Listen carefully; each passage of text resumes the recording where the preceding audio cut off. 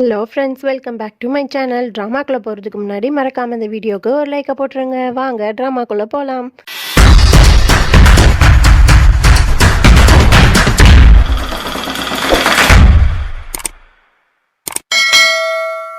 Starting சீனில் ரதன் சிங் வந்து நிறைய ஹார்ட் பலூனோட நிற்கிறான். அப்போ பலூன் அப்படி மேலே விடுறான். பார்த்தா தியா அந்த இடத்துல வந்து நிற்கிறா. அந்த இடம் ஃபுல்லாகவே சூப்பராக வந்து நல்லா டெக்கரேட் பண்ணியிருக்காங்க. ஹார்ட் ஷேப்பில் கேண்டல்லாம் வச்சு ஒரு கேண்டில் லைட் டின்னர் மாதிரி சூப்பராக ரெடி பண்ணியிருக்காங்க. இதை பார்த்தோன்னே தியா வந்து ரொம்பவே இம்ப்ரெஸ் ஆகிடுறா. உடனே தியா வந்து ரதன் சிங்கிட்ட இது எனக்காகவா அப்படிங்கிற மாதிரி கேட்குறான். உடனே ரதன் சிங் வந்து இல்லை, கத்ரினா ஹீரோயின் இருக்காங்கல்ல அவங்களுக்காக அப்படின்னு சொல்லிட்டு அப்படியே கொஞ்சம் நேரம் ஃபன்னாக பேசிட்டு அதுக்கப்புறம் வந்து ரதன் சிங் வந்து ஒரு பொக்கே கொடுத்து அவளுக்கு இன்வைட் பண்ணிட்டு வா தியா உட்கார் அப்படிங்கிற மாதிரி சொன்னோன்னா தியா சொல்றா, நானும் உனக்கு ஒரு சர்ப்ரைஸா கிஃப்ட் வாங்கிட்டு வந்திருக்கேன் அப்படிங்கிற மாதிரி சொல்லிட்டு அவளும் ஒரு பொக்கே கொடுக்குறா. ஆனா ரதன் சிங்க்கு இந்த மாதிரி பொக்கே இந்த மாதிரி இருக்கலாம் ரொம்ப போரிங் அப்படின்னு நினைப்பான். உடனே வந்து தியா சொல்றா, இது உனக்கு பிடிக்காதுன்னு எனக்கு தெரியும், அதனால தான் நான் இன்னொரு கிஃப்ட் வாங்கிட்டு வந்திருக்கேன் அப்படின்னு சொல்லிட்டு ஒரு காஃபி மக் மாதிரி ஒன்று வந்து கிஃப்ட் பண்றா. அதை பார்த்தோன்னே ரதன் சிங் வந்து ரொம்பவே ஹாப்பி ஆயிடுறான். அதுக்கப்புறம் ரதன் சிங் வந்து கொண்டு வாங்க அப்படிங்கிற மாதிரி சொன்னோடனே கேக் கொண்டு வராங்க. அதை பார்த்தோன்னே தியா இன்னுமே இம்ப்ரெஸ் ஆயிடுறா. சரி தியாவா நம்ம உட்காந்து ஜூஸ்லாம் குடிச்சிட்டு சாப்பிடலாம் அப்படிங்கிற மாதிரி சொல்லிட்டு கூப்பிடுறா. உடனே வந்து தியா சொல்றா, ஒரு நிமிஷம் வெயிட் பண்ண ரதன் சிங், நான் ரூம் வரைக்கும் போயிட்டு வரேன் அப்படின்னு சொல்லிட்டு அவன் விறுவிறுன்னு அங்க போயிடுறா. இவனுக்கு ஒண்ணுமே புரியல, எதுக்காக இவ அங்க போறா அப்படிங்கிற மாதிரி யோசிச்சுட்டு இருக்கான். கரெக்டா வந்து தியா அந்த பக்கம் போனோன்னா இந்த பக்கம் வந்து அந்த வாலிபால் விளையாடும் போது ஒரு பொண்ணு இருந்தால அவன் வந்து வராத பார்த்துட்டு ரதன் சிங் வந்து அந்த டேபிளுக்கு கீழேயே போய் ஒளிஞ்சுக்கிறான். இவள்கிட்ட தான் நம்ம நைட் வந்து இன்னைக்கு மீட் பண்ண முடியாது, நான் கொஞ்சம் பிஸியா இருக்கேன்னு சொல்லணும்ல, மெசேஜ் பண்ணோம், இவ எதுக்கு இங்க வரா அப்படின்னு சொல்ற மாதிரி அவன் பயந்து போய் அங்க ஒளிஞ்சிட்டு இருக்கான்.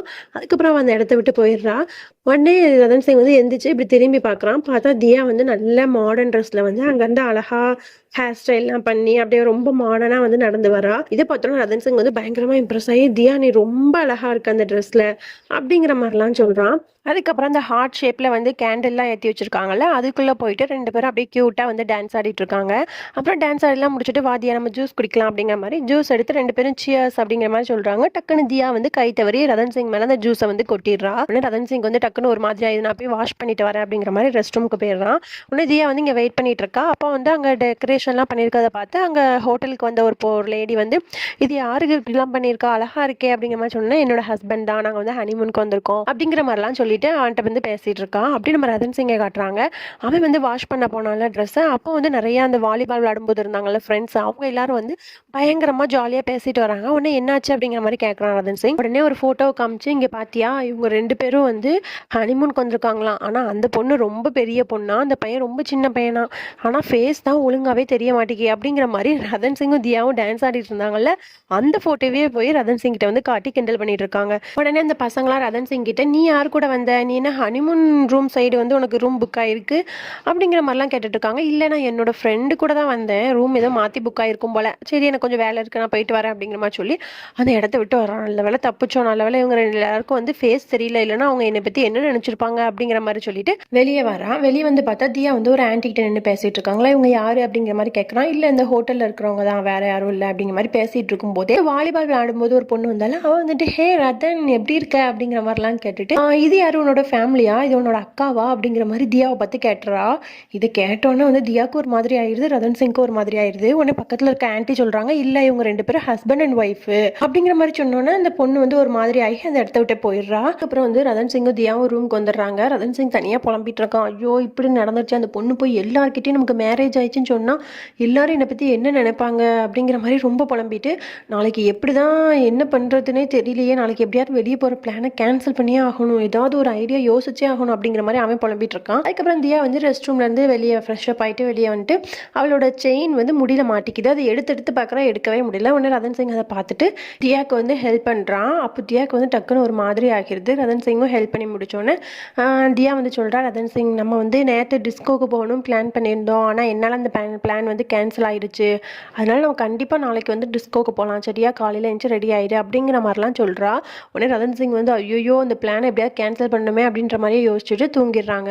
அதுக்கப்புறமா யாஷை தான் காட்டுறாங்க. அவனுக்கு வந்து ஒரு ஃபோன் கால் வருது. அதில் யார் பேசுகிறா அப்படின்னா, யாஷ் வந்து ஒரு பொண்ணு பெயிலில் எடுத்திருப்பான்ல, யாஷ்க்கு ரொம்ப பிடிச்ச பொண்ணு, அந்த பொண்ணு தான் கால் பண்ணி இந்த மாதிரி என்னை பெயிலில் எடுத்தீங்க, ரொம்ப தேங்க்யூ அப்படிங்கிற மாதிரி சொல்லிட்டு இருக்கா. உடனே அவனும் பரவாயில்ல இருக்கட்டும் அப்படிங்கிற மாதிரி பேசிட்டு இருக்கும்போதே அத்தைக்காரி வந்து கூப்பிட்டுறா.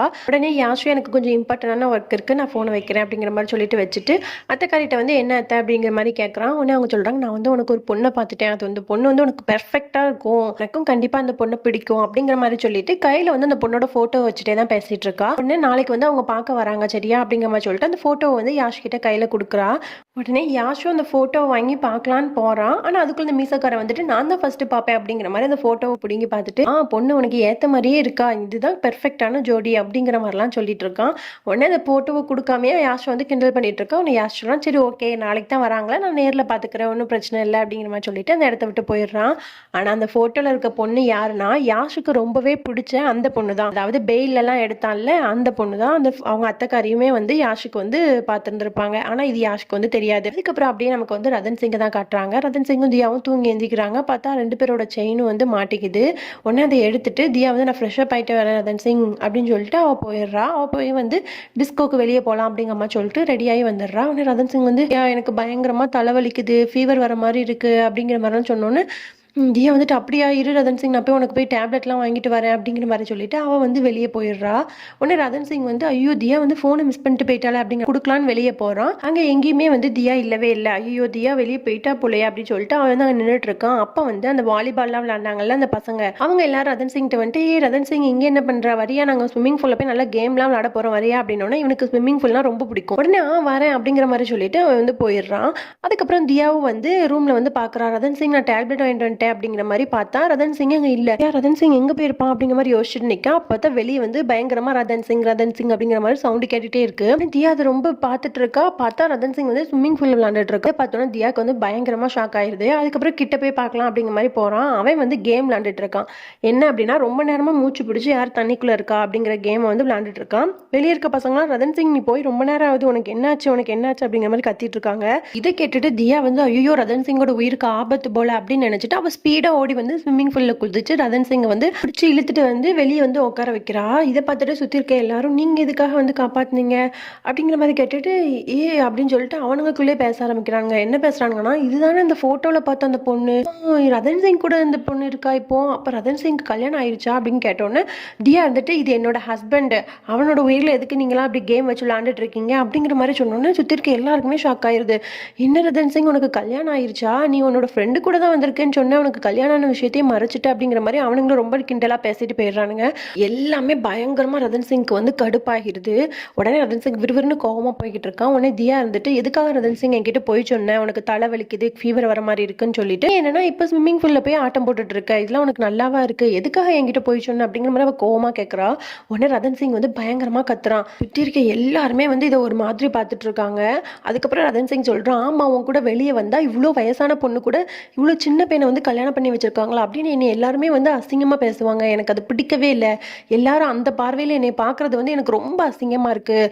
அதனால தான் நான் இந்த மாதிரி ஒரு பொய்யை சொல்லி நான் இங்கேயே இருக்கலாம்னு நினச்சேன் அப்படிங்கிற மாதிரிலாம் சொல்லிடுறான். அதுக்கப்புறம் சொல்கிறான் தியா நீ புரிஞ்சுக்கோ நம்ம 2 பேருக்குள்ளே 9 வருஷம் டிஃப்ரெண்ட்டு. அப்படி பார்த்தா ஒரு ஜென்ரேஷன் கேப்பே நம்ம 2 பேருக்குள்ளே இருக்குது. அப்போ எப்படி நமக்கு செட் ஆகும், அதுவும் நம்ம 2 பேரும் வெளியே போனால் எல்லாரும் எப்படி பேசுகிறாங்க தெரியுமா, அது எனக்கு எப்படி இருக்குது தெரியுமா அப்படிங்கிற மாதிரிலாம் ரொம்பவே வந்து தியாவோட மனசு நோகிற மாதிரி பேசிடுறான். அவள் வந்து இது எல்லாத்தையும் கட்டிட்டு அப்படியே ஷாக்காகி நின்றுட்டு இருக்கா. ரதன் சிங்கும் தியாவும் இவ்வளோ சண்டை போட்டு பேசிட்டு இருக்க இதை எல்லாத்தையுமே வந்து தியாவோட எக்ஸ் லவர் இருக்கான்ல அவன் வந்து இது எல்லாத்தையும் ஓரமா நின்று வேடிக்கை பார்த்துட்டு பயங்கரமா சிரிச்சிட்டு இருக்கான். ஓகே ஃப்ரெண்ட்ஸ், இதோட நம்ம இந்த பாட்டை முடிச்சுக்கலாம். நாளைக்கு பார்க்கலாம். பாய்.